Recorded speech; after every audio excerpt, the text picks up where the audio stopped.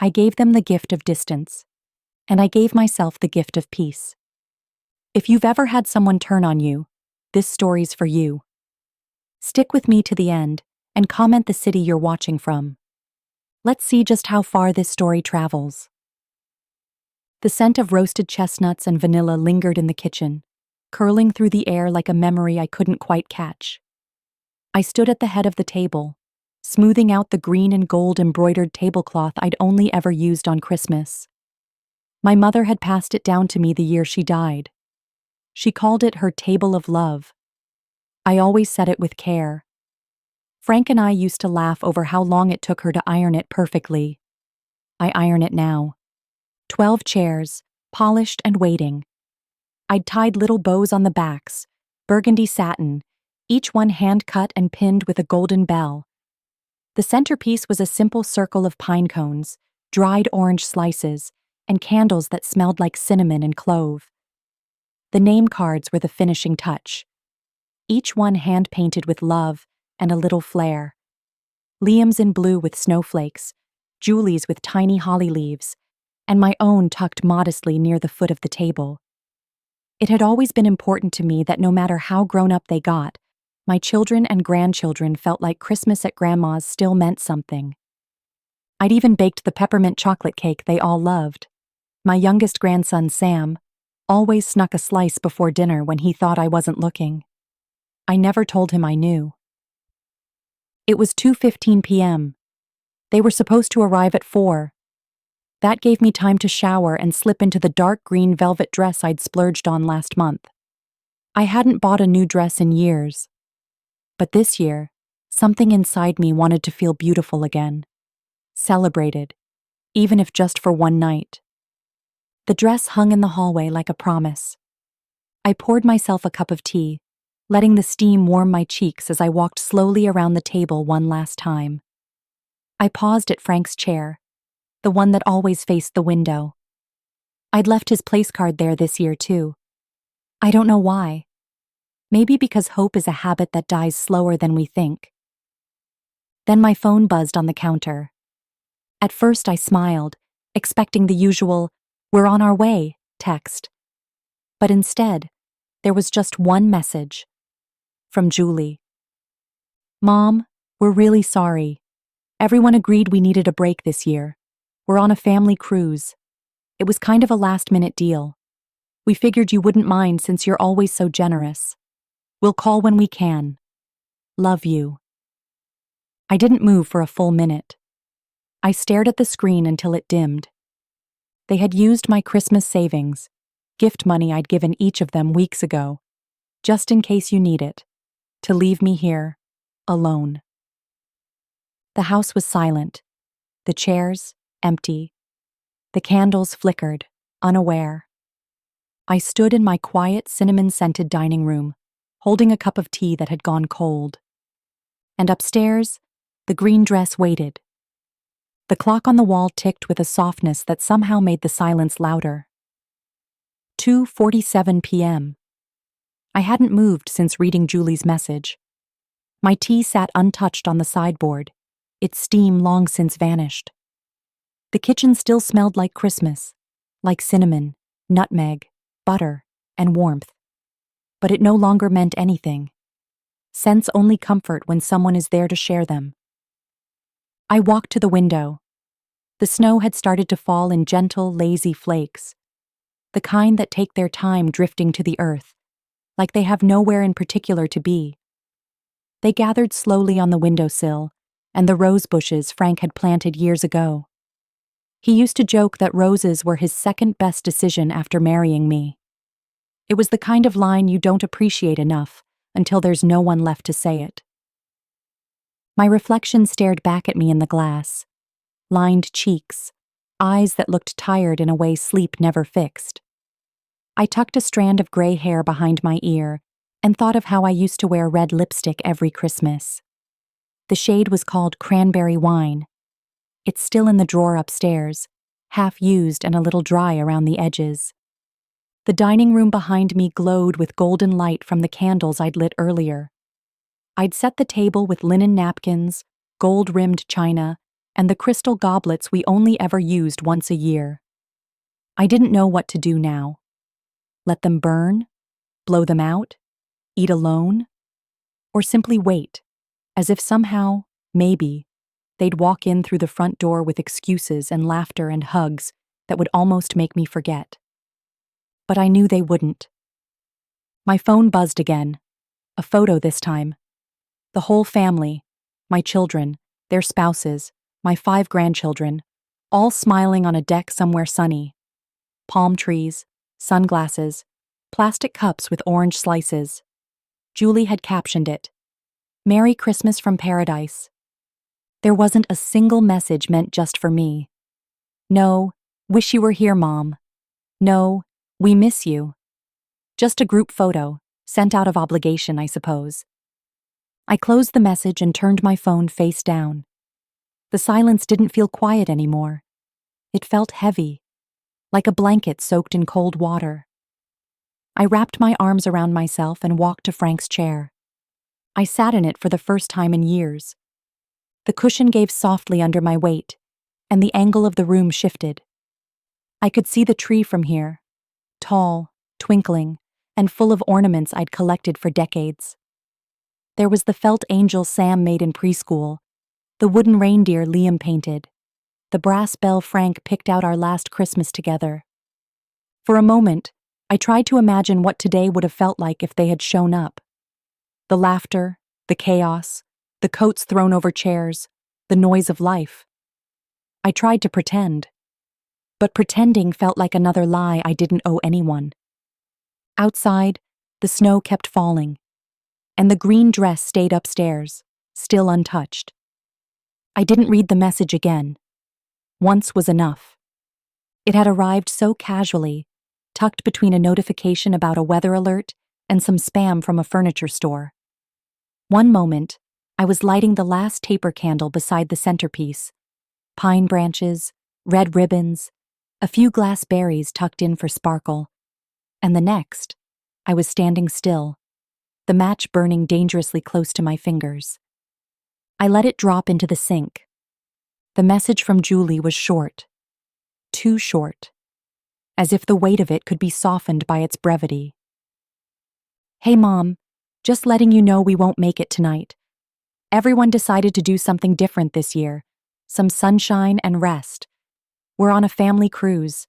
Don't worry, we're thinking of you. Hope you have a peaceful day. Love you."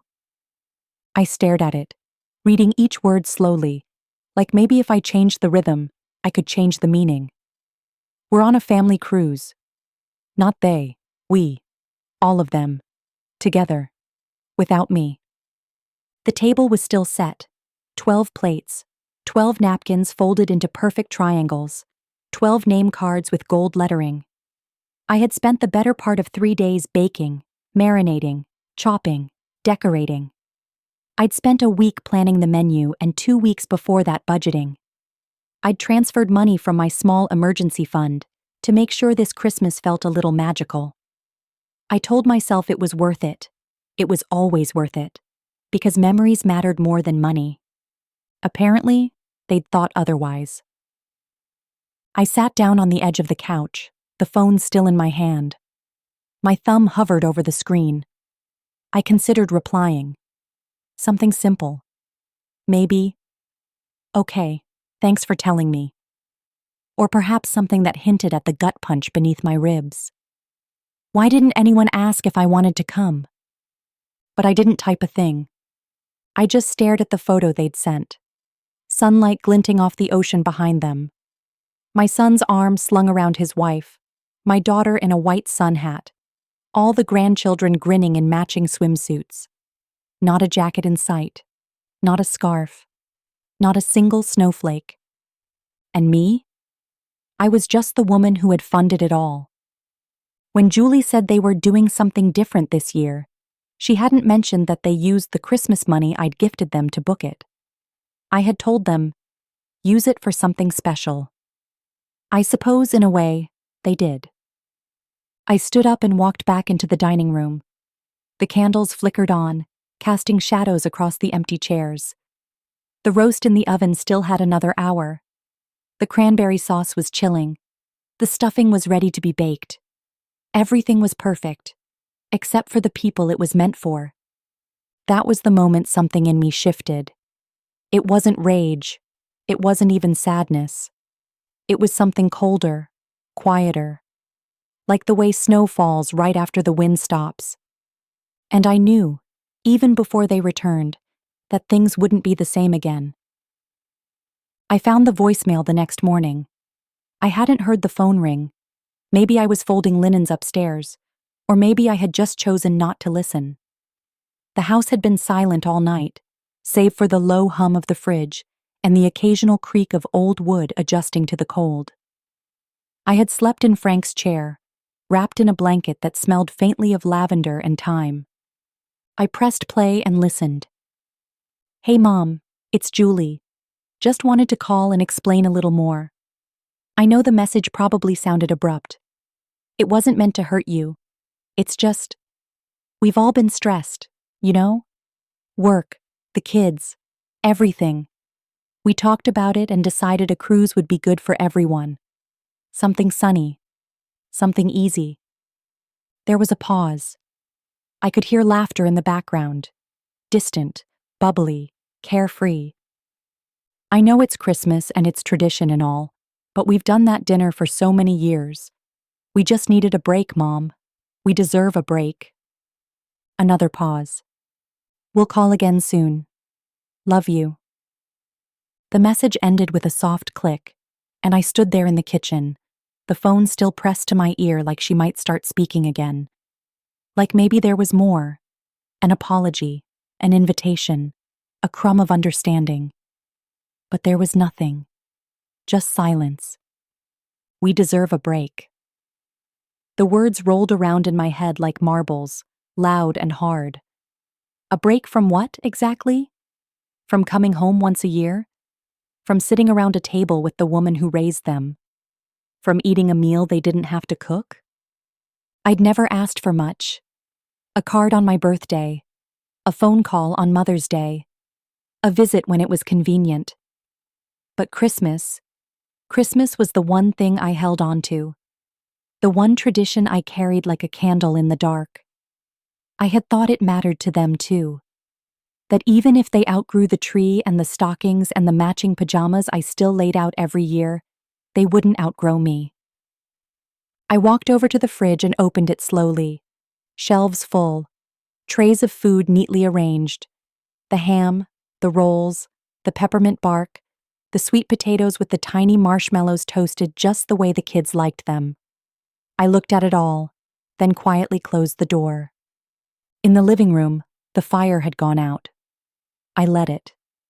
The house didn't feel warm anymore. It felt like a stage set after the actors had left. Everything arranged, everything in place, but the audience never came. Frank used to say I was the heart of the family, that I kept everyone together. But hearts can only beat for so long without being fed. I sat back in his chair, wrapped the blanket tighter, and whispered into the empty room. I deserve a break too. I didn't even know they had access to it. My credit card had sat quietly in the top drawer of my bedroom dresser for years, tucked beneath old insurance papers and a bundle of birthday cards too dear to throw away. I used it sparingly, only for things I couldn't cover with my pension, emergencies, car repairs. That one time the water heater burst and left the laundry room ankle-deep in misery. I always paid it off quickly, carefully.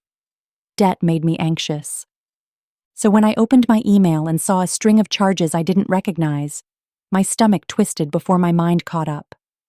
Norwegian Cruise Lines, 5 tickets, premium suite, spa reservations, family photos with the captain, excursions in Cozumel, St. Thomas, Nassau, champagne packages, kids' adventure pass. I scrolled, heart thudding louder with each line. I thought there had been some mistake, a stolen card, some fraudster in Florida having a very specific kind of holiday. But then I saw the note on one of the purchases, booked by Julie K. My hand trembled as I reached for the phone. I didn't call her. Not yet. Instead, I sat down and opened the bank portal, fingers stiff with disbelief. It was all there. Every charge. Every smile I hadn't been invited to. They hadn't just taken a break from tradition. They'd taken it on my dime. A flash of Christmas morning came to me. Last year, the kids ripping open envelopes with gift cards and crisp bills, the way their eyes had lit up. Use it for something special, I'd said. Make memories. I had no idea the memory they'd make was sailing the Caribbean while I reheated leftovers in a house full of empty chairs. I stared at the total, just over $12,000. My breathing slowed. I tried to feel angry, tried to summon the red-hot burn I assumed should follow betrayal, but all I felt was a hollow ache. Not just for the money, but for what it meant. They hadn't even asked. They'd just assumed. Maybe it started small. Julie still had the card number from that time I'd booked her flight home after Sam's surgery. Maybe she shared it with Michael. Maybe they told themselves they'd pay it back. Maybe they laughed over drinks in deck chairs, waving away guilt with sunscreen and sea breeze. I closed the browser, turned the phone screen down, walked slowly to the sink, where a few wine glasses sat untouched. I washed them by hand, one by one, drying each with the linen towel embroidered with little gold stars. My hands moved automatically. I needed them to be doing something. Then I walked upstairs, pulled open the drawer, held the card between my fingers for a moment, then snapped it clean in two. It wasn't just plastic. It was a line I hadn't realized they'd already crossed. And now, they couldn't cross it again. The kitchen smelled like rosemary and lemon, the way it always did when I roasted a chicken. It was something Frank used to love.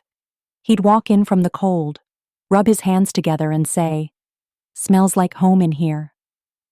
I suppose I still cooked it every Christmas because it felt like some small piece of that would return. Even after he was gone, and even as the kids grew up and started bringing dishes of their own, the chicken was mine. It always had been. I basted it carefully, not rushing. I had all the time in the world now. The clock ticked softly above the stove, and my feet ached just a little from standing too long. The green dress hugged tighter than it had when I first tried it on, but I didn't bother changing. I had planned to wear it tonight, and I would.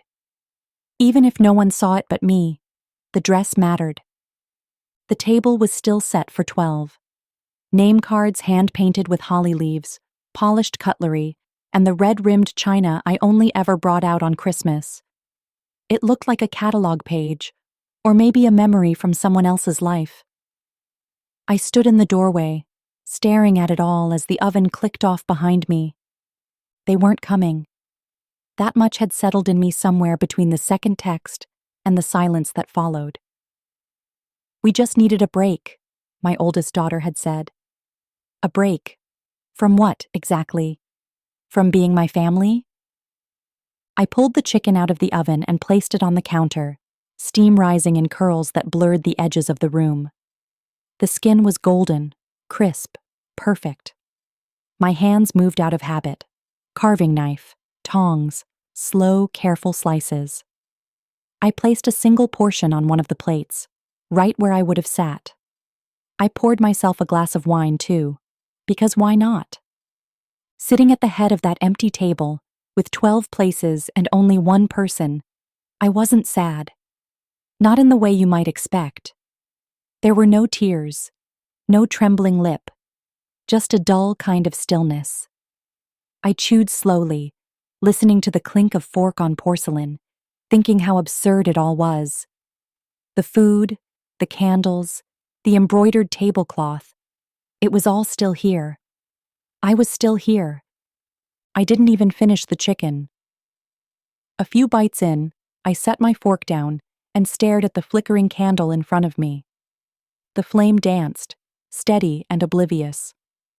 I thought of the years I'd spent building traditions, of the stockings I used to sew by hand, of Frank's laugh as he carved the roast, of my grandchildren sneaking cookies when they thought I wasn't looking. And I thought about now. about this silence. Not cruel, just indifferent. Like a room waiting for something that will never come again. I boxed up the leftovers and placed them in the fridge. Maybe I'd eat them tomorrow. Maybe I wouldn't. Snow blanketed the lawn in thick silence, undisturbed and stubborn. It had started falling the night before and hadn't let up since. I watched it through the front window, arms folded, a wool shawl draped around my shoulders like armor. The tree outside was heavy with white, and the lights I'd wrapped around it weeks ago blinked weakly beneath the weight. Not a single footprint crossed the driveway. Not one. I stood there longer than I needed to, the mug in my hand growing cold. The living room behind me still glowed softly, candles flickering on the mantel, the Christmas tree blinking in rhythm, the hum of a carol playing low on the radio, too soft to lift my mood. Frank's chair still faced the window beside mine. I hadn't moved it. I couldn't. It was his post for every winter morning and most quiet nights. Sometimes I still glanced at it like I expected him to be there, peering over his glasses with a crossword and a smirk. I don't know why I hadn't cried yet. I suppose I thought I would. But instead, my heart felt like the snow, frozen and unmoved, no matter how much warmth I tried to surround myself with. The fire crackled. The chicken had been delicious. My green dress still hung from the bedroom door, carefully refolded. But none of it reached me. Not really. They had texted once. Well, Jenny had. A picture of the family lined up on the cruise deck, all sun-kissed and smiling. "Merry Christmas from the Bahamas," it said. Not a word about the table I set, or the dinner I cooked. Not a single, "We wish you were here." And maybe that was the hardest part. Not that they left. Not even that they used my money to go. But that they didn't think it would matter to me. I didn't reply. I couldn't think of anything that wouldn't taste bitter coming out. The snow kept falling.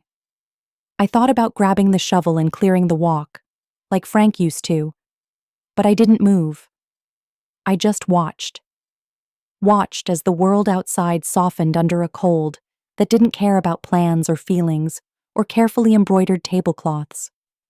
I wondered how many more winters I'd get. How many more quiet Christmases. Would they ever sit at my table again? A part of me hoped they wouldn't. That thought scared me a little, but not enough to chase it away.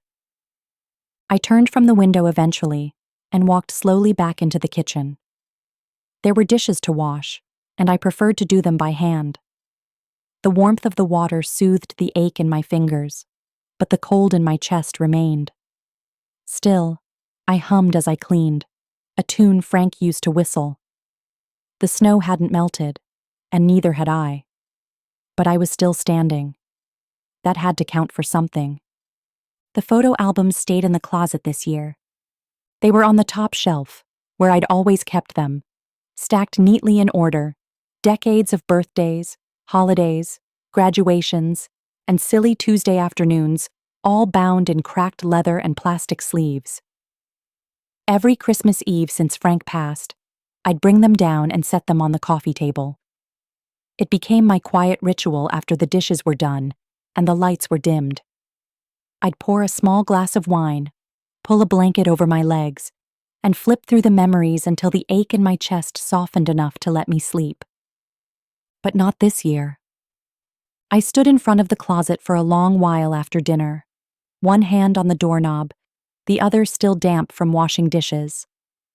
The hallway light flickered once, and in the silence that followed, I could hear the faint hum of the dishwasher, the grandfather clock ticking steadily, and the sharp hollowness inside me.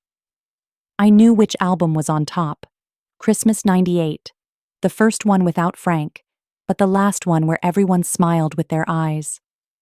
After that, something always seemed to be missing, like someone had quietly stolen the sparkle and hoped I wouldn't notice. This year, I noticed everything. Their absence wasn't just at the table. It echoed in every room, clinging to the walls like dust I hadn't bothered to sweep. No wet boots by the door. No wrapping paper scraps littering the floor. No laughter from the kids as they ran around the living room, knocking ornaments slightly askew. The silence was thick, like it had weight. Like if I breathed too deeply, I might choke on it. I turned the knob slowly, just enough to hear the familiar creak of the hinges. Then I let it go. The albums could stay put. The past could stay where it was, safe in its paper cages. I didn't need to open them to remember the way Frank used to slice the turkey like a surgeon, or how Jenny always spilled something on her dress, or how Mark insisted on putting tinsel on his ears. I remembered all of it, and that hurt more than forgetting ever could. Instead, I walked into the living room and turned off the Christmas lights. The tree didn't need to twinkle for anyone. I poured myself a cup of tea, not wine, no warmth to blur the edges tonight. I sat in Frank's chair, just for a minute, and stared at the blank space where the albums would have gone. And for the first time in a long time, I allowed myself to feel angry. Not the petty kind, not even the hot burst of it, but the quiet, buried kind. The kind that builds up over years of being the one who holds everything together, only to be left alone when it matters most. The photo albums stayed in the closet this year. Maybe next year they'll come out again. Or maybe they won't. Frank's chair still faced the window. I hadn't moved it since the day he died. It sat there, a little faded now, with the same plaid cushion he insisted wasn't ugly, even though everyone else disagreed. The left armrest was frayed from years of his fingers drumming against it while he read the paper or listened to the news. His coffee mug used to sit on the side table beside it, always half full and always going cold before he finished it. I still kept the table clean. Dust didn't dare settle there. Not on Frank's side of the room. Every Christmas morning, he'd sit in that chair and pretend to be Santa Claus, handing out presents with mock seriousness, reading every name slowly. One for Jenny, one for Rob. Oh, look, one for me. The kids would groan and laugh, shouting at him to hurry up. He never did. He liked making them wait. Said it taught patience. Said it gave him time to savor their excitement. I never told them he did it because it made him feel important, needed. I understood that now more than ever. This year, the chair looked straight out at the snow-covered lawn, untouched by footprints or sled tracks. The neighbors across the street still had their big inflatable Santa swaying in the wind, and someone's dog had barked all morning, but my house was still. I'd placed the wrapped gifts beneath the tree like always, even though I already knew no one would be here to open them. I had bought things anyway, mostly out of habit, partly out of hope. I sat on the couch with my tea, eyes drifting to that chair again and again. I imagined him there, one leg crossed over the other, the newspaper folded just so, his glasses perched low on his nose, and the fireplace casting a glow over the lines in his face. I used to tease him for hogging the heat. Now I'd have given anything to see him there again, even if it meant shivering under a blanket. I thought about turning the chair toward the room, toward me, but I couldn't. Frank always liked watching the world outside. Said it helped him think. Said the sky looked different in December. I never understood what he meant until this year. The gray seemed heavier now, almost metallic, like it was pressing down on everything. I hadn't talked to him out loud in months, but that afternoon, I did. I set the table, I said softly, my voice catching. 12 places, just like always. The chair didn't respond. Of course it didn't. But the room felt different for a moment, less empty. I miss you, I added. They don't remember things the way we do. Frank's chair still faced the window, and I let it. He was always the one who looked ahead while I held on to things too tightly. Maybe this was his way of telling me to keep looking forward, even if the view was cold and quiet. The morning after Christmas didn't bring peace. It brought silence, and not the kind that soothes. The kind that sits in your chest and makes your heart feel like it's holding its breath. I woke up early, out of habit. For decades, Boxing Day had meant leftovers for breakfast, crumpled wrapping paper still caught under furniture, and the sound of grandchildren fighting over new toys in the living room. The house was always a little messy, a little loud, and full of the kind of chaos you come to treasure with age. But this year, there was nothing to clean up. No mess, no mess makers. Just a roast chicken in the fridge, barely touched. One slice of apple pie with a fork still resting in the plate beside it. My green dress hung over the bedroom chair where I'd left it, still smelling faintly of cinnamon and disappointment. I didn't make the bed. I just stood there and stared at it. The snow had stopped sometime during the night. The front yard looked like a blank page. And maybe that should have felt hopeful, but it didn't. It just reminded me that nothing had happened. That the day had passed without anyone stepping foot inside this house but me. I made myself a cup of tea, not out of need, but for comfort. I wrapped my hands around the mug like I used to when Frank was alive, when we'd sit and whisper about how grateful we were for the family we'd built. We thought we'd done it right, raised them to love deeply, to show up for each other. But here I was, on December 26th, realizing love doesn't always echo back the way you send it out. My phone sat on the counter, black screen, no missed calls, not even a text. I checked again. Still nothing. Not even a generic, "Hope you're doing well, Mom." They were still on that ship, I imagined. Sunbathing, drinking cocktails with tiny umbrellas, using my money. I shouldn't have been surprised. The signs had been there. Little things, forgotten birthdays, rushed visits, whispered complaints about my expectations. But I had ignored them, the way mothers do. You hold on to the best parts, polish them up in your memory, and pretend the rest was just a bad day. But this wasn't a bad day. This was a choice. And the bitterness that filled me now wasn't sharp. It was slow, like syrup. Like something that seeps into every thought and sticks to everything it touches. I took a sip of my tea. It had gone cold. For the first time, I let myself really feel it. Not just the sadness, but the insult, the betrayal. They hadn't just missed dinner. They had abandoned me. On purpose. And I was done pretending it didn't matter. The quiet of the house wrapped around me like a second skin. No more making excuses for them. No more leaving the door open. Boxing Day had never felt like a turning point. But this one did. The silence wasn't accidental. It wasn't the kind you fill with hope, the kind you excuse by saying, maybe their phones died, or maybe the signal's bad out there on the water. It was the kind that builds day by day, heavy and deliberate, until it becomes deafening. It had been 3 days since Christmas. 3 days since I stood in that dark green dress and stared at 12 empty chairs. 3 days since they told me they were going on a cruise just this once and used my credit card to pay for it. Not one of them had called. I checked my phone again this morning, even though I told myself I wouldn't. Still nothing. No missed calls, no texts, not even a message from the youngest grandchild, the one who always used to run straight to me with sticky hands and a gap-toothed grin. I used to be their safe place. Now I was an afterthought. Or not even that. I made coffee and poured it into the mug with the chipped handle. The one Frank always used.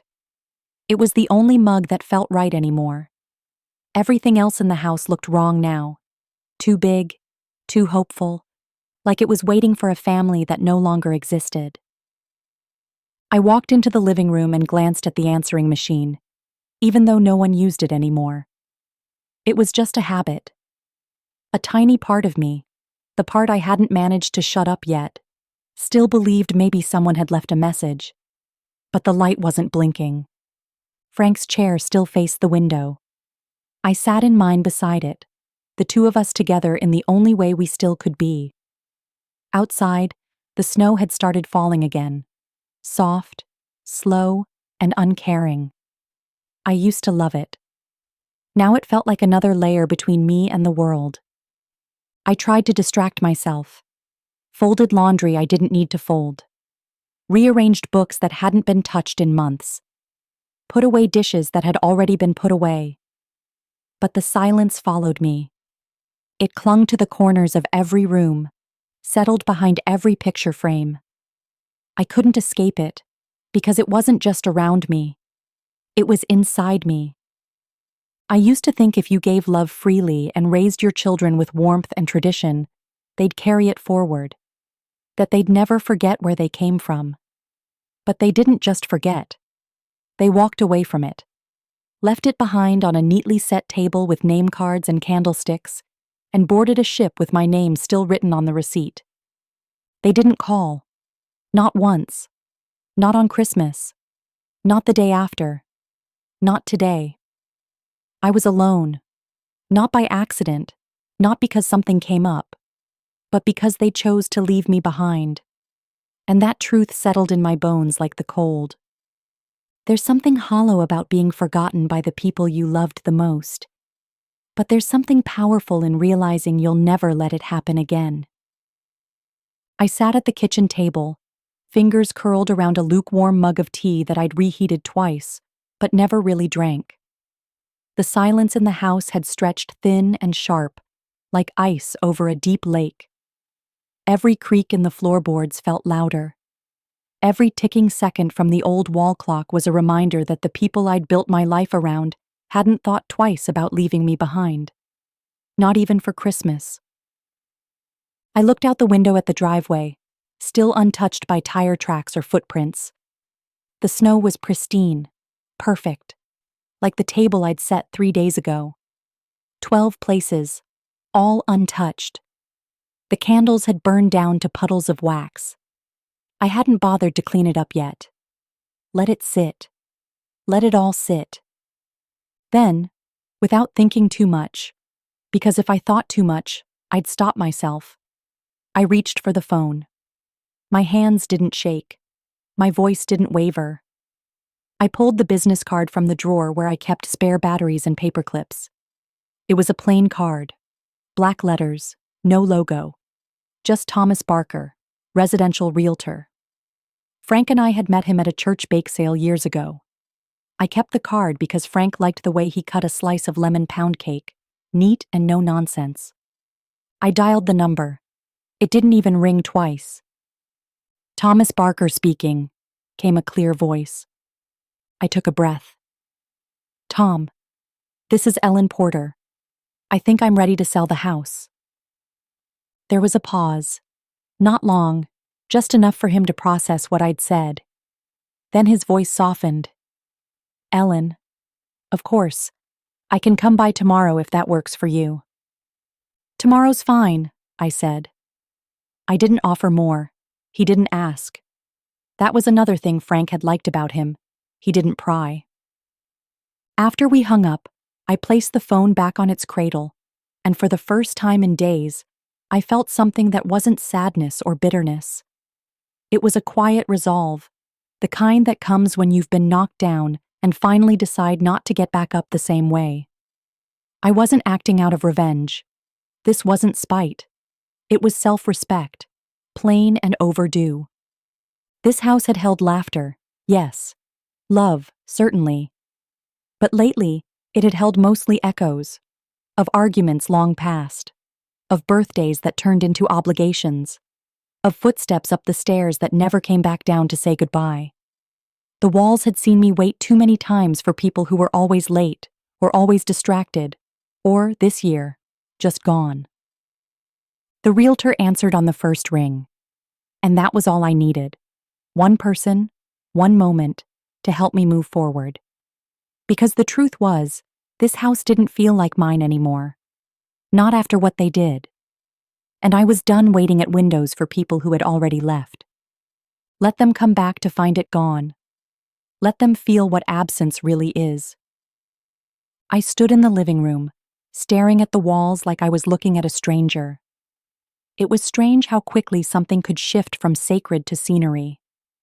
This room, once filled with voices and clinking silverware, and Frank's deep laugh that always started in his chest, now felt like a hollow shell.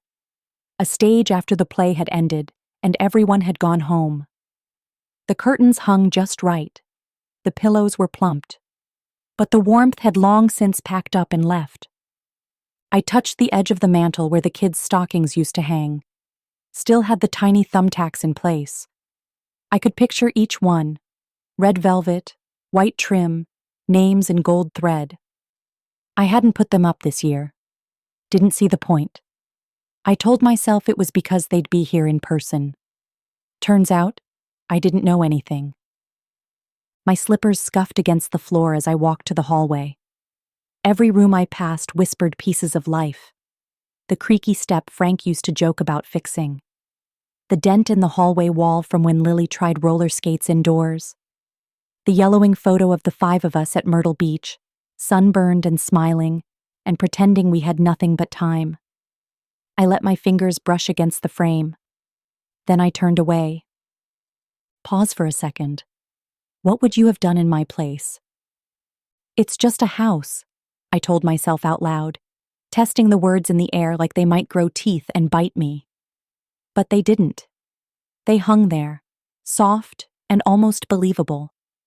Just a house. Just drywall and flooring and a mortgage I paid off 10 years ago. Just walls that heard my dreams and disappointments, that swallowed my grief and handed it back in echoes. Nothing more. I walked into the kitchen. The smell of cinnamon still lingered faintly, clinging to the corners like it didn't want to leave either. The fridge had a note still stuck to it: mashed potatoes, green beans, cranberry sauce. I didn't have the heart to throw it away. I pulled it off slowly and folded it once, then twice, until it was a small square of memory in my palm. I tucked it in the drawer where I kept birthday candles and forgotten coupons. I stood there for a while, unsure what I was waiting for. Maybe for the house to talk back, to say, "Don't go. You belong here." But it didn't. It stayed quiet, respectful, like it understood. I poured myself a small glass of wine, not the fancy kind, just the bottle I kept for when the nights got too still. I raised it, not to anyone in particular, and whispered, "To moving on." And maybe it was just a house, but it had held the best and worst of me, and I was ready to let it go. Not because it didn't matter, but because I finally did. The pen didn't shake. That surprised me. I'd half expected my hand to tremble, for the ink to smudge as if the house itself might protest. But no, it moved across the paper smooth as honey, each signature flowing out of me like something I'd practiced for years. Maybe I had. The realtor sat across from me in her navy blazer, all cheerful efficiency. She had that polite tone people reserve for women my age, warm but careful, like they're always 2 steps from offering help I didn't ask for. "Take your time, Margaret," she said gently. "There's no rush." There was, though, a rush of silence, of decisions, of months of being spoken over, used, forgotten. A rush of clarity that started when that message hit my phone on Christmas afternoon and hasn't let up since. "We deserve a break, Mom." That's what they'd said. So I gave them one, a permanent one. Halfway through signing, I paused and looked out the window of the agency. The sky was winter clear, so blue it looked fake. A young couple walked by with a stroller, bundled up in wool and love. I wondered what they'd think of my house. If they'd repaint the yellow guest room. If they'd keep Frank's vegetable garden alive, or let it grow wild. That image caught me off guard. Tiny tomatoes turning into vines, curling free of neat boxes like they were finally breathing again. And that was the midhook. Maybe this house needed to be lived in again, not remembered in. I picked up the pen again. I initialed. I dated. I didn't second guess. I'd made this decision with the same kind of resolve I used to bake birthday cakes with. Steady, quiet, and full of love, even if no one else saw it that way. Let them call it cruel. I called it reclaiming my peace. The agent slid the last page toward me and smiled, all teeth and celebration. "Congratulations," she said, like I'd just bought a condo in Boca.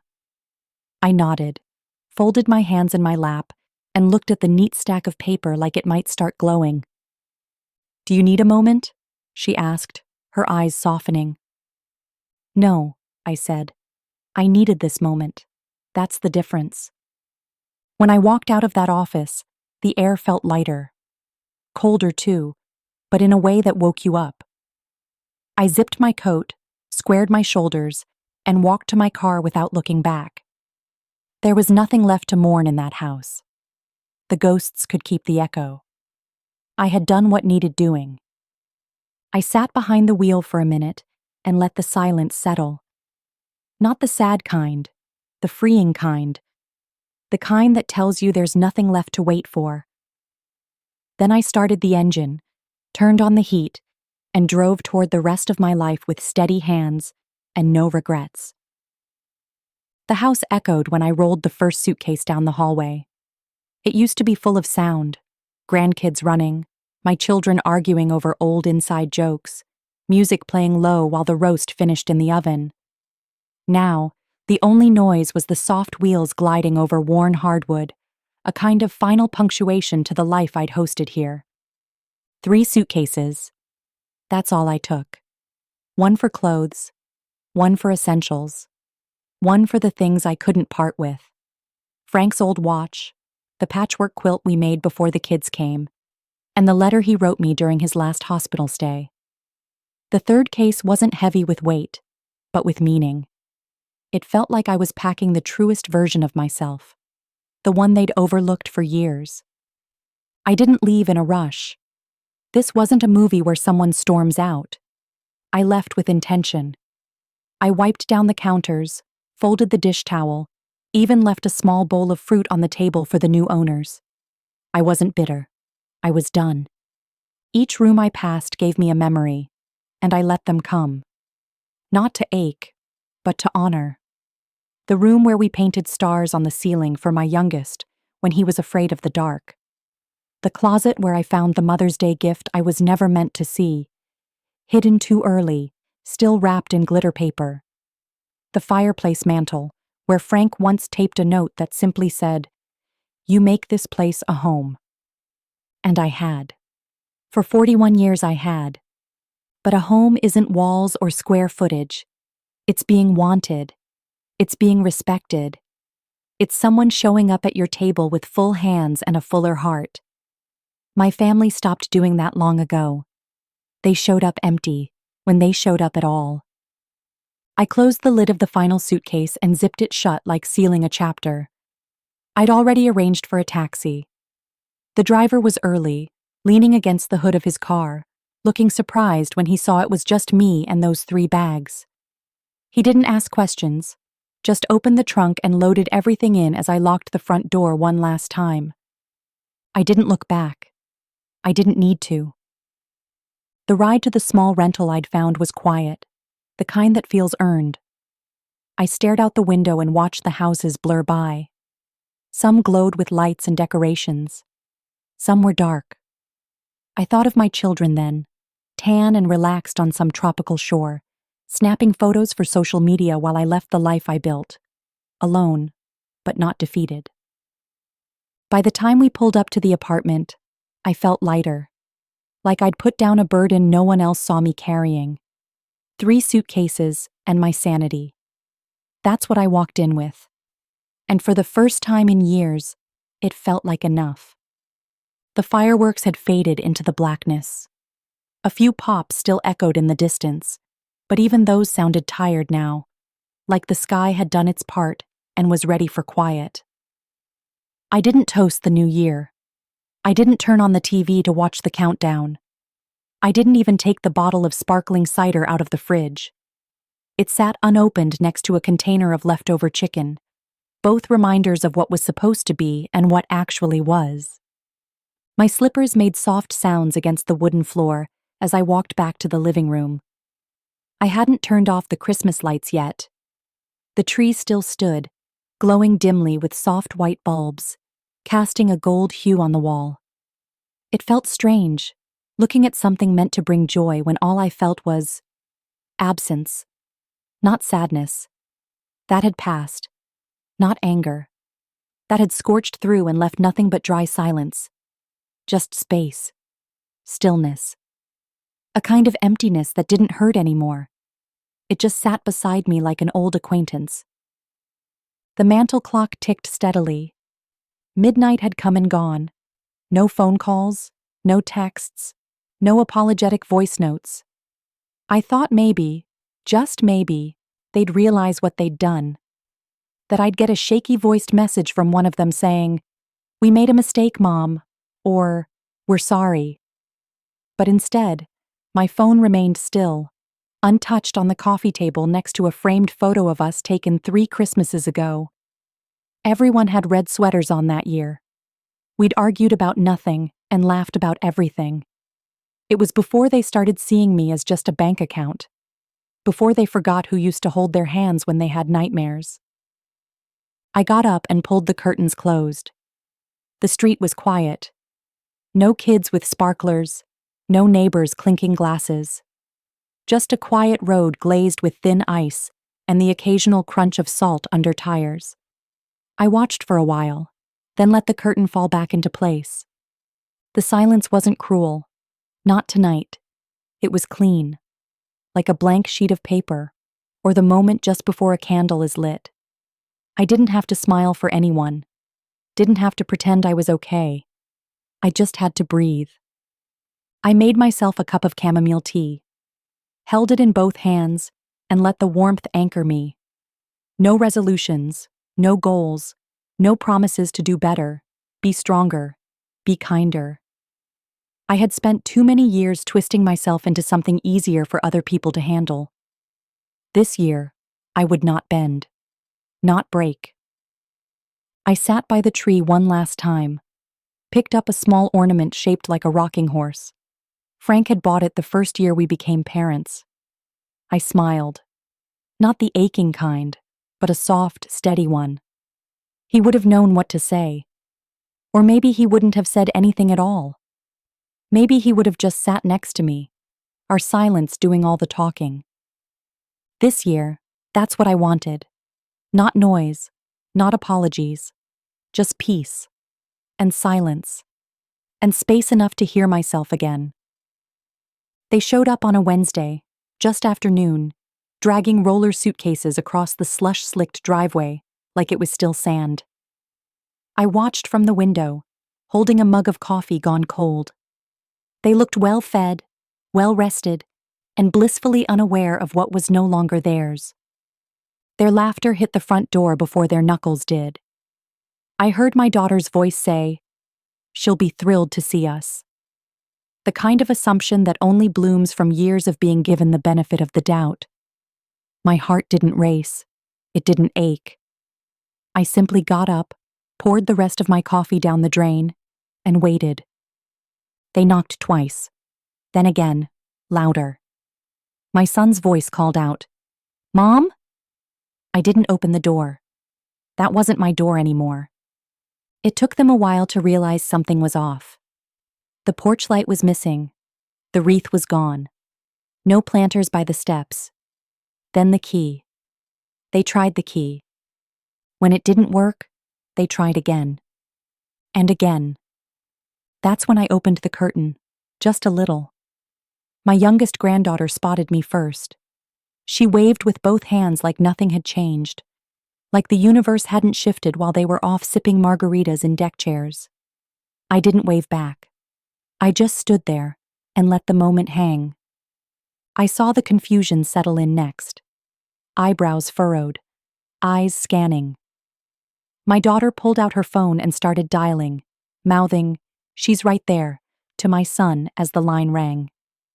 I didn't pick up. I let the call go to voicemail, where my new outgoing message didn't even mention my name. They knocked one more time. Not loud this time. Like maybe they were starting to understand. Eventually, the new owners came home.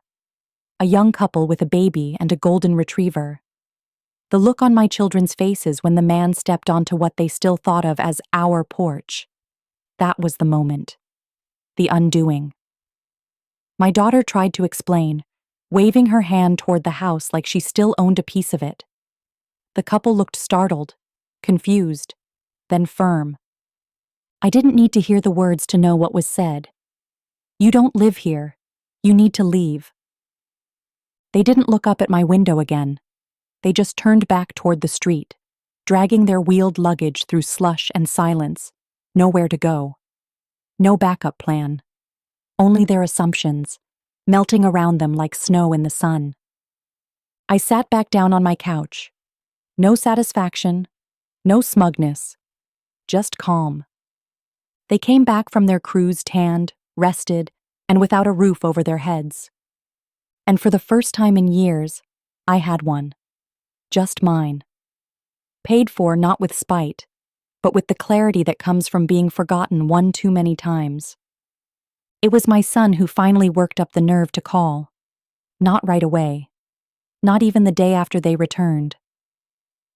2 days passed before his number lit up my phone screen, and for a moment, I just stared at it. I'd changed my voicemail, but not my number. That felt symbolic somehow, like the bridge was still there, just missing the welcome mat. When I picked up, there was no greeting. Just silence, like he couldn't quite believe I'd answered. I waited. I'd done enough reaching out in this lifetime. You sold our house? Not, hi Mom, not, we're sorry. Just that, brittle and incredulous, like he'd just been told Christmas had been outlawed. No, I said calmly. I sold my house. A long breath, the kind that wants to be angry but can't quite find its footing. You didn't tell us. You didn't ask. I could almost hear the way he rubbed his hand over his jaw, the way he always did when he was frustrated. I used to soothe that kind of gesture with gentle words, a warm dinner, the kind of patience only a mother offers without limit. But not now. Not anymore. We were only gone 2 weeks. Long enough, I said. Long enough to leave me on Christmas. Long enough to spend my money and not even check in. There was a pause then, a real one. Heavy, uncomfortable. But where are we supposed to go? That was the part that caught me. Not the question, but the way he asked it, like it was my job to fix it. Like I was still the net beneath their reckless leaps. I don't know, I said. I suppose that's for you to figure out. He muttered something under his breath, something that started with, "This is unbelievable," and ended with, "After everything." I almost laughed. After everything. As if I hadn't been the one setting a table for 12 while they boarded a cruise ship. As if I hadn't spent years stitching together a life for them, only to be left behind in it. I gave you that house, he said, quieter now. Dad built it for us. I closed my eyes for a second. Dad built it for me. You grew up there. Then you grew out of it. I stayed. Alone. There wasn't much left to say. He didn't yell. He didn't beg. He just hung up. And in the silence that followed, I felt something shift. Not hard, not cold, just final. I looked around my new apartment. Small, yes, but filled with peace. No echoes of slammed doors or whispered guilt. Just me, a cup of tea cooling on the windowsill, and the soft sound of a world moving on. They could call it betrayal. They could call it cruel.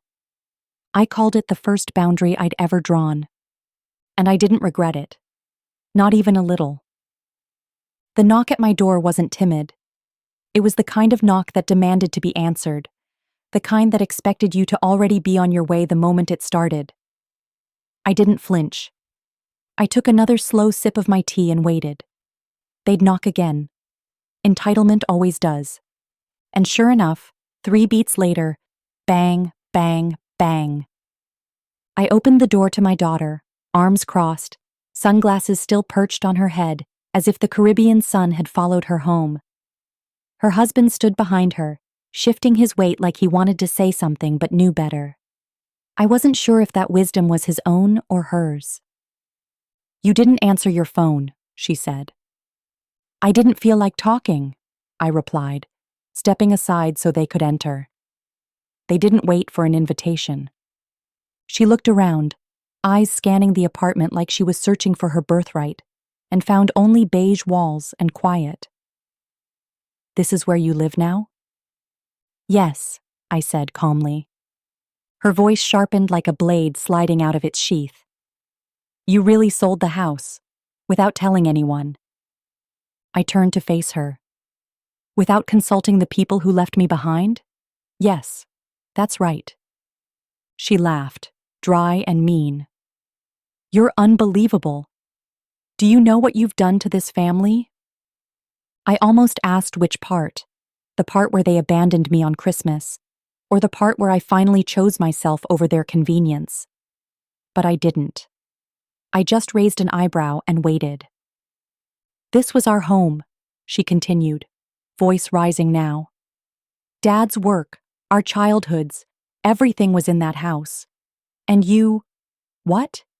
You sell it because your feelings were hurt?" "No," I said.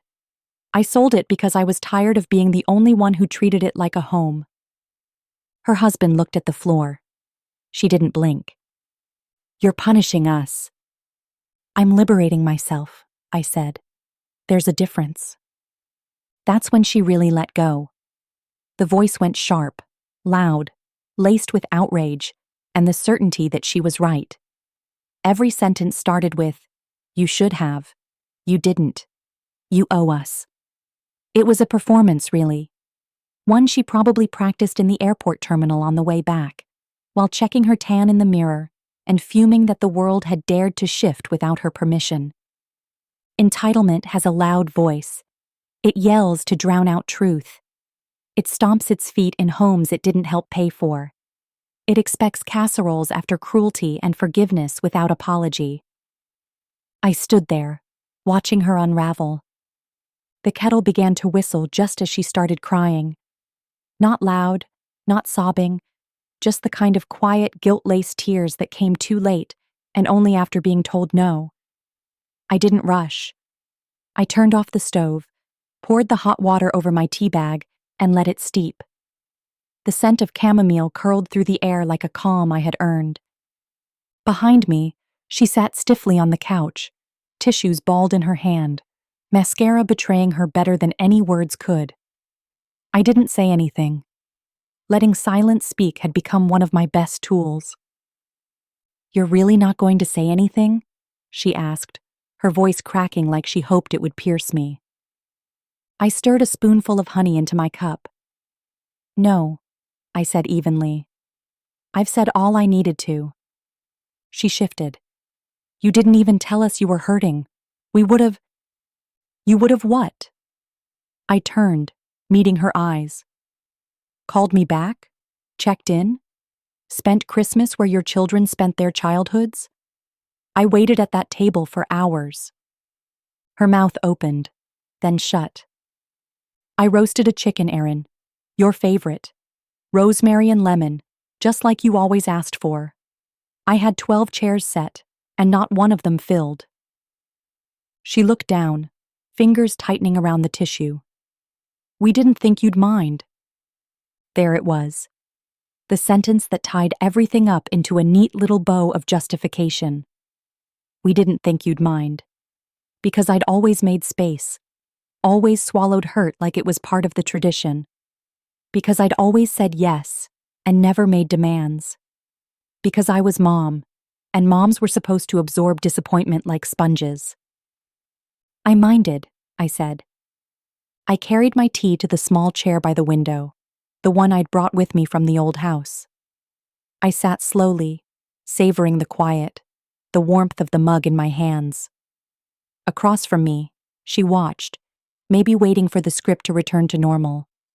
But I'd thrown that script away along with the rest of the wrapping paper in false cheer. "I didn't come here for a fight," she muttered. "I didn't invite one," I replied.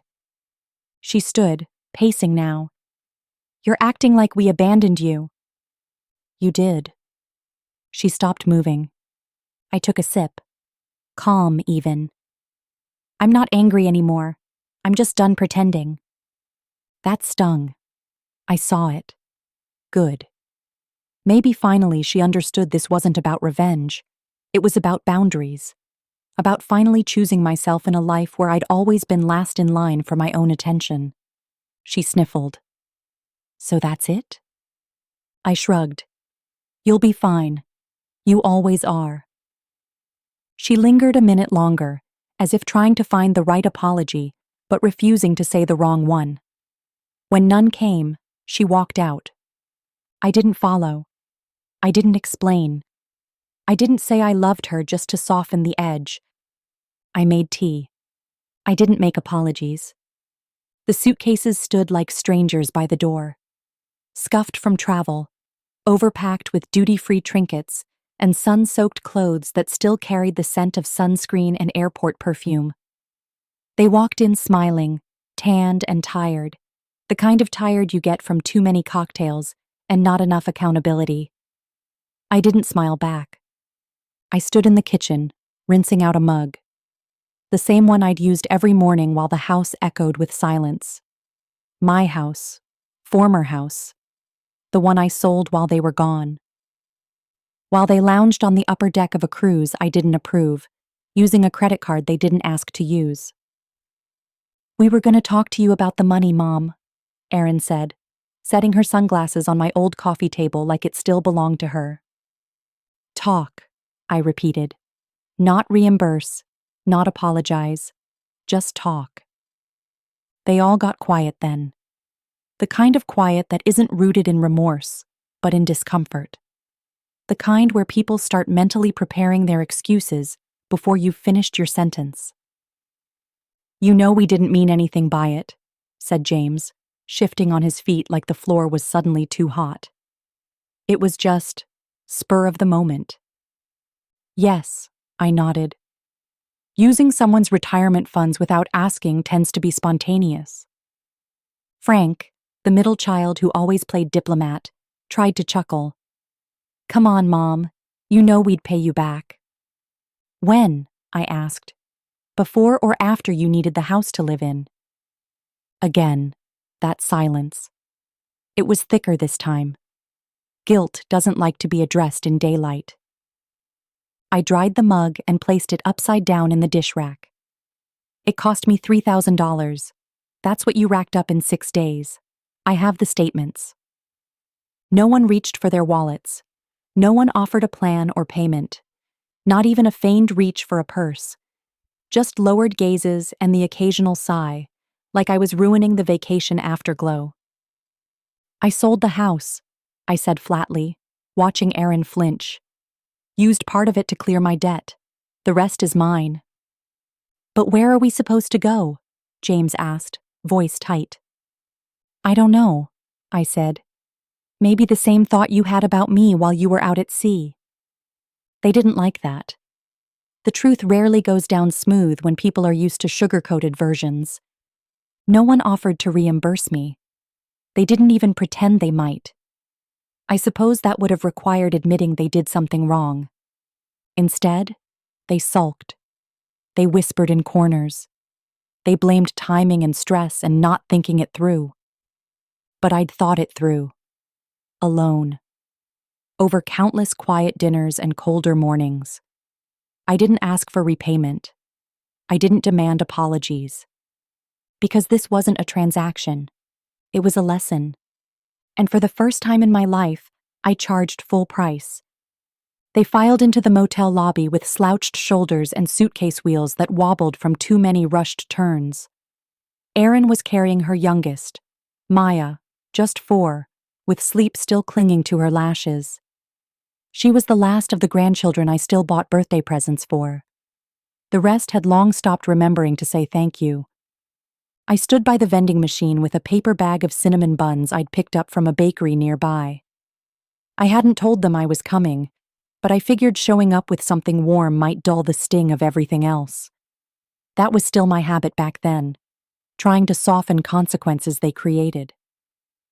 Maya wriggled down from her mother's hip and looked around, her little shoes lighting up red each time they tapped the floor. She spotted me first, over by the snack machine under the hum of the fluorescent lights. Her eyes lit up the same way they did last year, when she opened a toy kitchen set I wrapped in gold foil. She ran to me without hesitation. "Hi, Grandma," she said, smiling like she didn't know the world had shifted, like she didn't know the grown-ups had turned cold and awkward around me. I bent down, holding out the paper bag like a peace offering for a war I never started. "Hi, sweetheart," I said, handing her the warmest one. "Still like cinnamon?" She nodded as she took it, little hands already sticky with anticipation. Erin didn't say anything, just stood there, arms crossed, biting her lip like she was holding in every question she wasn't brave enough to ask. None of them had told the kids what really happened. That much was obvious.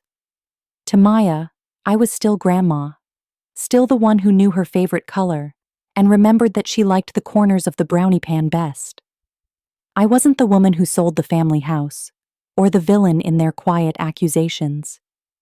I was just someone she loved.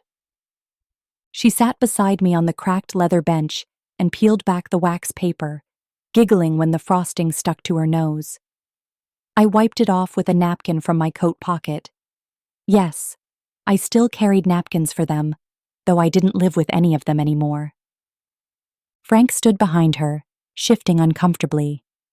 He was holding the handle of an overpacked suitcase, one wheel missing. "You didn't have to come," he said.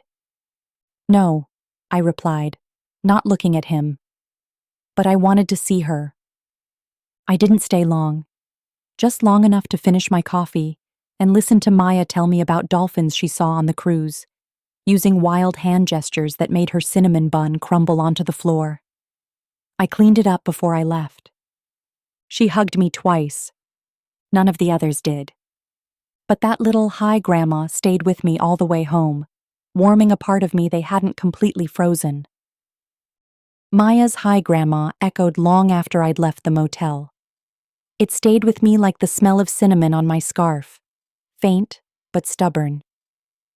I sat by my apartment window that evening, the same spot I used to watch the snowfall from in the old house. Back then, I'd press a mug of cocoa into my hands and listen for footsteps in the hallway. This time, there was only the hum of the radiator and the faint drip of a leaky faucet from the kitchenette. I thought about what it used to feel like.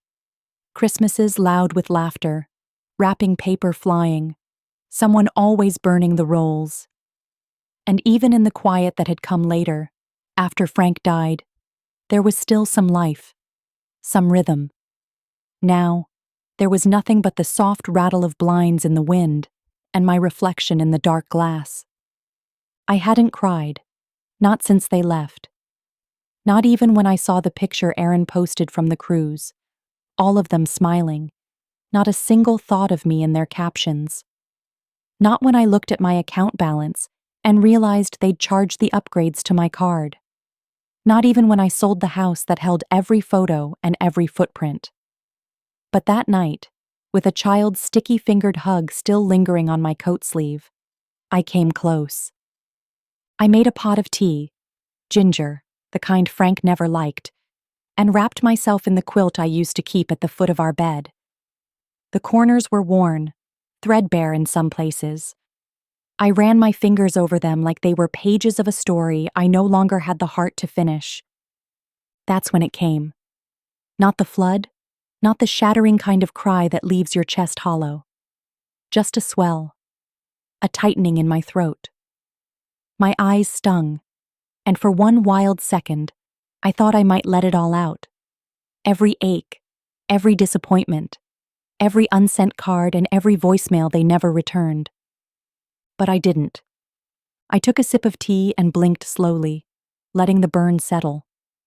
Crying wouldn't change anything, It wouldn't bring back the house or the way they used to love me before my usefulness ran dry.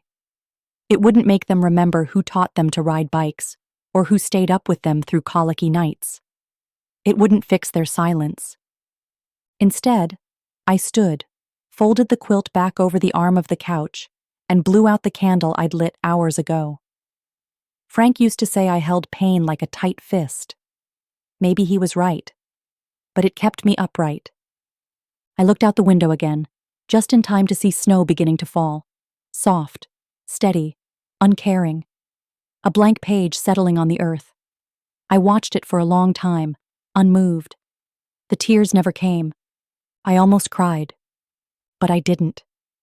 The first night in the studio apartment, I couldn't sleep. Not because it was noisy. If anything, the silence was a gentle hum. It was the smallness of the space. Everything I owned now fit into 2 closets and 3 drawers. I kept opening them like I was checking for a part of myself I'd left behind. But it wasn't loss I felt. It was something else. Something unsettling. Like freedom. I stood in the center of the room, barefoot, hugging a chipped mug of chamomile tea. The walls were a soft beige, empty, but not cold. The radiator hissed a quiet rhythm, and a street lamp outside my window cast a golden glow on the hardwood floor. No portraits. No knickknacks from cruises I never took. Just me. And the gentle creak of a place learning my presence. The house had been too full, of memories, of expectations, of voices that had long stopped listening. Here, the silence wasn't cruel. It was curious. It asked nothing of me.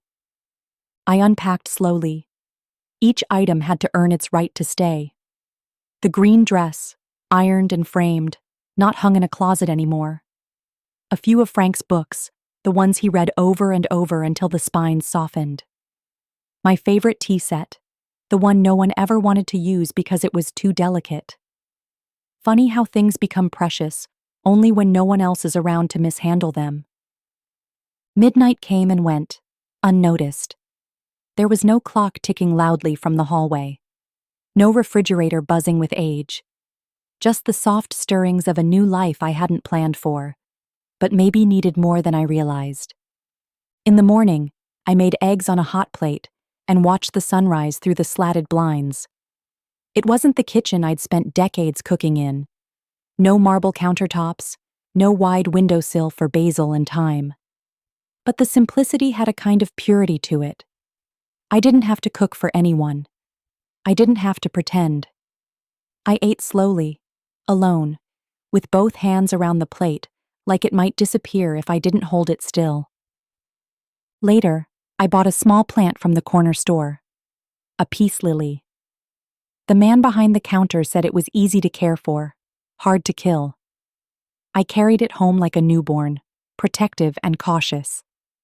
I set it on the window ledge and whispered, "Let's see what we become." That afternoon, I sat cross-legged on the floor and wrote in a journal I hadn't touched since Frank's funeral. I didn't write about them, my children, their betrayal, their silence. I wrote about the feeling of breathing deeply in a room that didn't hold their shadows. I wrote about the sound of my own thoughts, finally loud enough to hear. The apartment didn't have a dining room. It didn't have a guest bed. But it had peace. And for once, that was more than enough. They called from a motel off the highway, the kind with buzzing neon lights and a vending machine humming by the ice room. I could hear the traffic behind them, the occasional horn blaring through thin walls.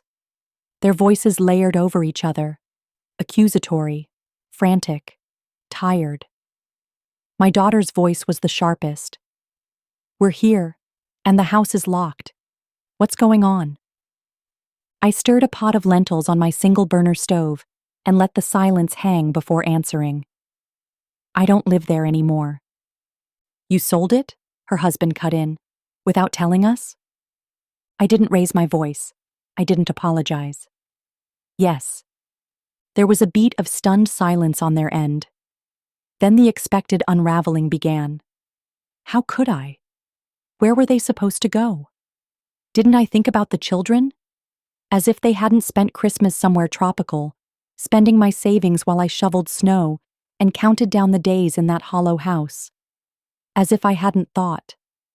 I didn't argue. I let them talk, pacing my studio with a calm that surprised even me. I glanced at the peace lily, still green and perky in its new corner. The plant thrived. So did I. When they asked where I was staying, I said simply, "A place that's mine." They didn't like that. My son called it selfish. My daughter said it was cruel. I thought about the week I spent alone on Christmas, about the chicken I roasted for no one, the silence they left me to marinate in. That hadn't been called cruel. After I hung up, I turned off the burner, poured myself a bowl of lentils, and sat on the little stool by the window. I ate slowly, each bite warm and satisfying. There were no raised voices, no footsteps stomping across hardwood, no guilt hovering above my shoulder like steam from a boiling pot. The motel, I later heard, was cramped and cold. Their booking had been last minute, the prices jacked up for holiday overflow. They had to share 2 rooms between 6 of them. My oldest grandson, apparently, cried the first night, asking why Grandma locked them out. I wasn't proud of that part, but I wasn't ashamed either. Actions echo. Sometimes all you can do is let the sound return to its source. I spent that night with a cup of peppermint tea, a knitted blanket wrapped around my shoulders, and the soft hum of a documentary playing low in the background. I didn't think of them as much as I thought I would. I thought about peace. How loud it could be in its quiet. How unfamiliar it still felt. But how welcome. They rented a motel that week. I rented peace. And mine didn't charge by the night. It took me 3 days to decide whether I'd keep the green dress or give it away. I laid it across the bed, its fabric softer than I remembered, the color deeper than any photo had captured. The neckline still held the slight curve from my collarbone. The hem, though frayed a little now, carried a story in every thread. It was the dress I wore the last Christmas before everything changed. The one I'd ironed while humming to carols and wrapped myself in before setting the table for people who didn't show up. That day, I'd lit candles around the dining room and poured sparkling grape juice into fluted glasses. I'd even set an extra plate in case someone decided to surprise me. But all I got was a text saying, "We're boarding. Love you, Mom," and a blurry photo of them holding drinks with umbrellas in them. I remember smoothing the dress against my thighs, sitting in Frank's chair by the window, and watching the snow fall with more grace than the people I'd raised. Now, in my studio apartment, half the size but twice the piece, I looked at the dress and didn't feel sadness. I felt something else. A strange sort of reverence. It wasn't just a dress. It was proof. That I showed up for a day no one else did. That I had given effort when none was returned. That I had loved, even if it went unnoticed. I bought a shadow box from a local craft store. The clerk looked at me when I handed over the money and said, "You making something special?" I nodded. Just preserving something that matters. I didn't explain. I didn't need to. That night, I steamed the dress, careful with the iron, letting the creases unfold like old memories. I tucked it gently into the box, arranging it like I'd seen in museums, artifacts of lives well lived. I added a ribbon along the inside, the same one I'd worn in my hair that day. Nothing dramatic, just enough to say, this was once beautiful, and it still is. I hung the shadow box on the wall above my reading chair. Every morning, I look at it while sipping tea. Sometimes I smile, sometimes I don't. But every time, I remember that I kept something for myself. Not the house, not the dining table or the too long hallway. Just the dress. Just the memory of who I was before I let their absence shrink me. The green dress didn't make me feel foolish anymore. It didn't carry the sting of abandonment. It carried strength. Quiet, steady strength. The kind that doesn't ask for applause. They didn't ask about the dress when they finally came back. They didn't notice it, framed on the wall, holding its space like I now held mine. Maybe that's for the best. Some things are meant just for you. Some things are framed not for show, but for survival. It was the word they clung to, cruel, spat it out like a sour taste they couldn't rinse away. How could you? Why would you? That's just cruel, Mom. I let them say it. I didn't fight it, didn't correct them. I just stood in the center of my apartment, which didn't echo the way the old house used to, and let their words hang in the air until they wilted. Cruel was a strong word. But silence on Christmas morning? That wasn't? Spending my money on cocktails and cruises while I reheated stuffing for one? That didn't register as cruel? They wanted me to feel shame. Instead, all I felt was a stillness I had fought hard to earn. They stood around me like tourists in a place they once lived, looking for familiarity, finding none. The couch was a futon now. The only photos on the wall were of places I'd been, alone, by choice. The kitchen had room for one chair, one mug, one life being lived in peace. There was no space here for guilt. They didn't ask if I was okay. They asked how I could have done it. As if that house had belonged to them. As if the mortgage I paid, the dinners I cooked, the holidays I held together like fragile glass, were just chapters in a story they assumed would never end. You could have waited, my oldest said. I nodded. I could have. You could have talked to us first, said another. I raised an eyebrow. Like you talked to me on Christmas Day? None of them answered. They circled, restless, picking at the apartment with their eyes, noticing how small it was, how firm I seemed in it. I didn't explain myself. I didn't offer the whole story wrapped in pretty reasoning. They wouldn't hear it anyway. They were still too loud with their own expectations, too uncomfortable in the quiet I had embraced. So I made tea. I poured it slowly, let the kettle sing, placed each cup on the table without fuss. No sugar, no milk, just warmth in a plain ceramic mug. No apologies, no explanations. I needed peace, I finally said, and I found it. They shifted, restless again, waiting for the sting to fade, for the curtain to lift and reveal the mother they remembered. Softer, more yielding, easy to step over. She wasn't here anymore.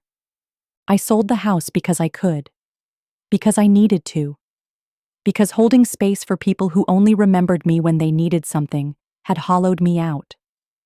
Call it cruel, call it selfish, call it anything that helps you sleep at night. I call it closure.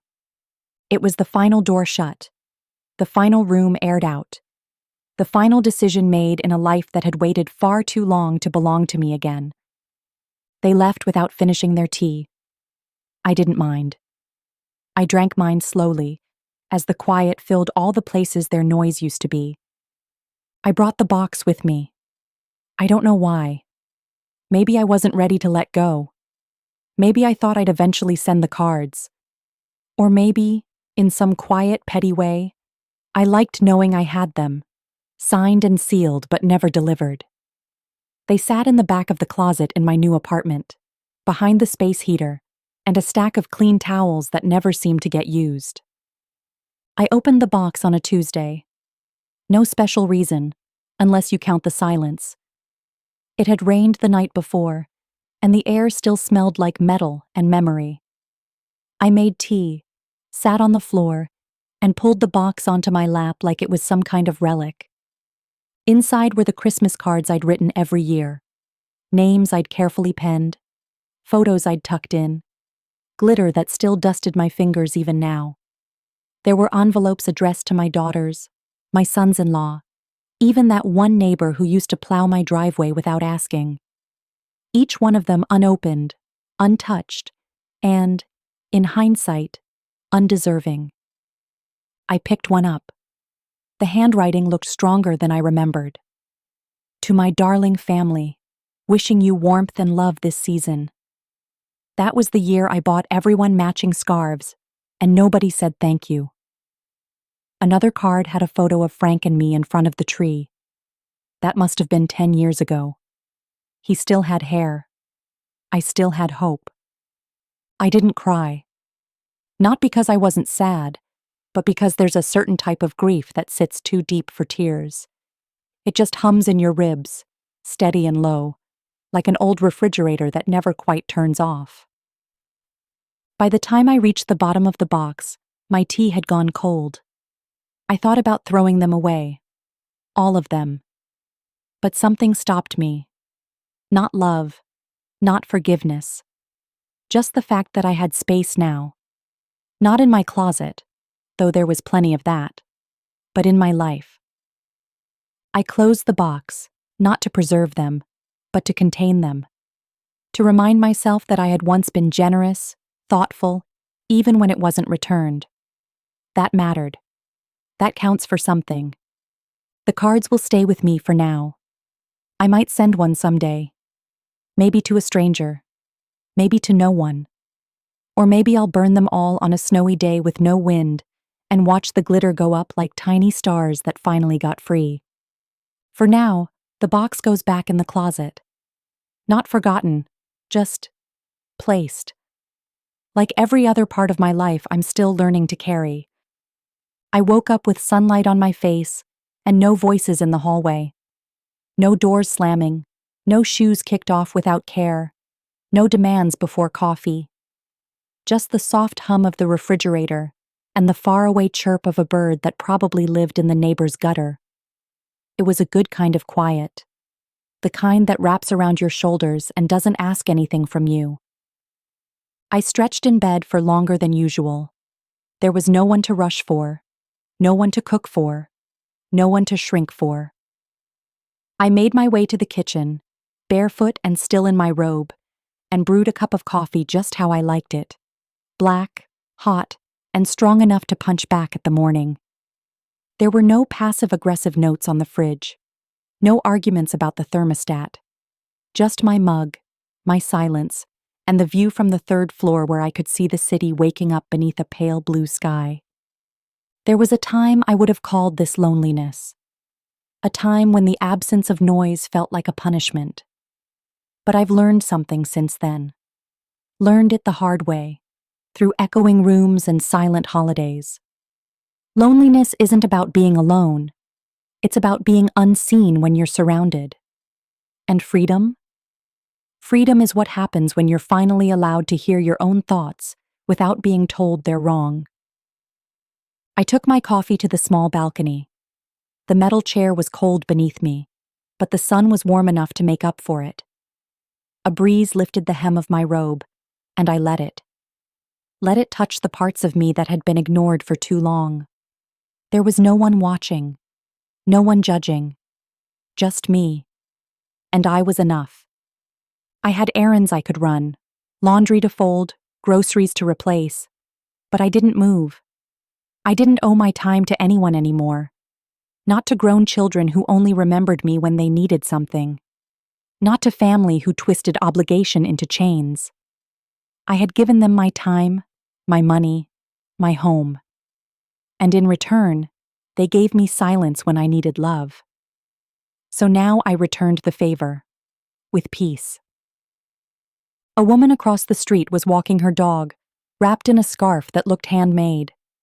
She smiled up at me, a brief nod of recognition between strangers who shared nothing but sunlight. I smiled back. It was enough. I didn't need long phone calls or crowded dinners or forced apologies. I needed moments like this. Simple, quiet, unclaimed. When I stood up to go inside, I caught my reflection in the sliding glass door. There were more lines on my face than I remembered, but they looked good on me. Honest. I looked like someone who had lived and left and learned. No, I'm not lonely. I'm finally free. The scent of cinnamon still makes its way into the apartment, though now it comes from a single candle on the coffee table rather than a stovetop crowded with pots and pans. The tree is small, only 3 feet tall, and artificial. No needles to sweep up, no sap on fingers, no fighting over who gets to hang the angel. Just me, a warm mug in hand, and a soft carol playing from my old radio. Christmas looks different now. It feels different too. This morning, I took my time pulling out the decorations. Not the boxes and boxes from the attic. Those are gone. Sold, donated, or quietly left behind. I kept only the pieces that meant something to me. The hand-painted ornament with Frank's initials. A pine cone sprayed gold by one of the grandkids, though I've forgotten which one. And a snow globe that plays Silent Night when you twist the base, even though it wobbles slightly now, like it's unsure of its own tune. I placed each item with care, not out of nostalgia, but out of respect for the parts of my life that held real joy. There's no turkey roasting in the oven. I'm not elbow deep in stuffing or checking a timer every 5 minutes. Instead, I roasted a single chicken last night and ate it with sweet potatoes and a glass of red wine. Today's menu is simpler: tea, some leftover chocolate from a neighbor, and maybe later, toast with jam. There's no one to impress. No arguments about who gets the drumstick. No piles of dishes towering like accusations in the sink. There is, however, peace, and that is more filling than any feast. Outside, children are riding new bicycles and shouting with the kind of joy only December 25th can bring. I watch them from the window for a while, letting the warmth from my cup seep into my hands. It used to be chaos at my house. Wrapping paper flying, batteries missing, someone crying over a toy that didn't work. I used to think that was what made Christmas magical.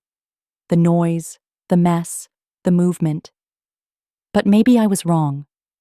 The first Christmas in the new apartment was quiet. Not silent in the way the old house had become, thick and unkind, but quiet in a way that felt like being wrapped in a wool blanket still warm from the radiator. The floor creaked differently here. The refrigerator hummed like it had a secret to keep. And the tea, well, it steeped just as slowly, but it tasted better. Maybe because I wasn't brewing it for anyone else this time. Just me. I didn't put up a big tree. Just a small one, maybe 2 feet tall, pre-lit, and already fluffed out of the box. I hung only 3 ornaments on it.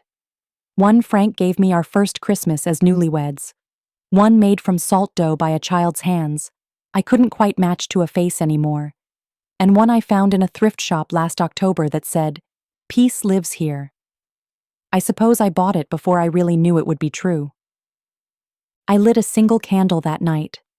Not for anyone else to see. No audience, no expectation. Just cinnamon, and a bit of light to warm the corner of the room where the shadows had nothing left to take. And when I sat down with my tea, in the chair I dragged up 3 flights by myself, I didn't feel sad. I didn't feel triumphant either. I felt settled. Like a puzzle piece finally put down where it was always meant to go. The kind of peace that doesn't come loud or proud. It just sits with you. Quiet and certain. I wore the green dress. Not because I had somewhere to go. Not because someone would notice. But because it mattered. Because I promised myself that night it would be worn. And I don't break promises anymore. I didn't cook a big dinner. I made soup. A crusty roll. And I hummed while I ate. Not to fill the room, but because the silence no longer frightened me. I'd spent too many years trying to be heard by people who weren't listening. Now, I only needed to hear myself. They hadn't called that Christmas either. I didn't expect them to. They'd tried once or twice after I moved, after the house was gone. Tried to poke around the edges of regret, hoping I'd do the smoothing. But I didn't. I let their silence stand. Let their choices settle in their own corners. You can only teach someone how to treat you by refusing to let them do it the old way. And anyway, I'd already built something new. Something quieter. Something mine. I started walking every morning, just around the block, nothing fancy. I'd nod at the couple who always held hands, wave at the mailman who wears shorts in the snow, and sometimes I'd buy a muffin from the bakery that plays Ella Fitzgerald out its front door. No one there asked me who I used to be. They just smiled, passed the sugar, and asked how my day was going. Sometimes that's all a person needs. Not history, just kindness. I volunteer on Tuesdays at the library now. I shelve picture books, recommend titles to teenagers who remind me of my grandkids, and listen to the hum of quiet turning pages. No one there knows what I gave up. They just know I show up. And that's enough. The framed green dress hangs above my desk. Some people frame diplomas or wedding photos or awards. I framed a promise kept. It reminds me that I stayed soft, even when the world tried to make me hard. That I wore the dress anyway. That I cooked the dinner. That I lit the candles. And when no one came, I didn't fold in on myself. I lit them again. For me. Sometimes, late at night, I pull out one of the old Christmas cards I never sent. They're still in the box beneath the bed, still stamped, still signed. I read the words I wrote when I thought I still mattered to them. And then I tuck them back in. Not to forget, but to remember who I was when I wrote them. That woman deserved more. She finally gave it to herself. And if you're reading this, if you've ever stood in a room full of empty chairs, or stared at your phone waiting for a call that never came, or cooked a meal no one would eat, know this. You are not invisible. You are not too late. You are not wrong for wanting to be remembered. And if you're tired of waiting, you can stop. You can put down the expectations. Sell the house if you must. Light the candles anyway. Frame the dress. You don't need permission to begin again. Peace doesn't always come wrapped in apologies. Sometimes it arrives in the form of a quiet cup of tea, a long walk on a cold morning, a small tree with 3 ornaments, a deep breath that doesn't catch in your throat. Thank you for sitting with me. If you felt something here, if you saw yourself in these words, know that you're not alone. I admit I still miss things. That doesn't go away. I miss Frank humming while carving meat. I miss the laughter before it got sharp and demanding. I miss the years before the guilt trips and the entitlement, when giving meant love, not expectation. But I don't miss the pretending. I don't miss the pressure. This year, Christmas means kindness to myself. It means simplicity. It means honoring the past without dragging it behind me like a heavy sled. The stockings are gone. The noise is gone. And still, I smile. Christmas means something else now. And honestly, I think I like it this way. We're grateful you stayed with us. For more stories of women reclaiming their voice, click on the left and subscribe to stay connected. May this be a reminder. Your story has power too.